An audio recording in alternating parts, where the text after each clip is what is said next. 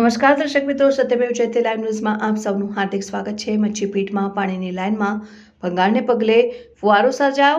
કલાકોથી ફુવારો સ્વરૂપે પાણીનો વેડફાટ થઈ રહ્યો, પરંતુ ઉકેલ લાવવાવાળું કોઈ નથી। સ્થાનિકોમાં રોષની લાગણી ફેલાઈ।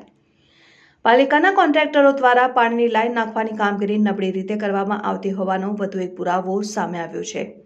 કોઈપણ પ્રકારની કામગીરી વગર મચ્છીપીટમાં પાણીની લાઇનમાં ભંગાણ સર્જાતા માનવસર્જિત ફુવારો સર્જાયો હતો, જેને પગલે હજારો લીટર પાણીનું વેડફાઈ ચૂક્યું છે। અગાઉ પાણીગેટ વિસ્તારમાં પાણીની મુખ્ય નલિકામાં ભંગાણ સર્જાતા લોકોના ઘરોમાં પાણી ઘૂસ્યું હતું।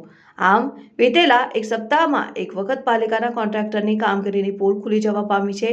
પાલિકાના કોન્ટ્રાક્ટરો દ્વારા કરવામાં આવતી કામગીરી સૌ કોઈ જાણે જ છે।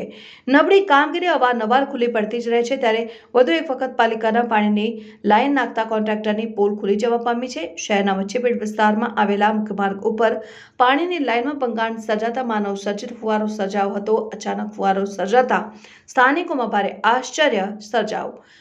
કલાકોથી ફુવારા સ્વરૂપે પાણીનો વેડફાટ થઈ રહ્યો છે, પરંતુ તેનો ઉકેલ લાવવાવાળું કોઈ નથી। આ જોઈને સ્થાનિકોમાં રોષની લાગણી વ્યાપી રહી છે।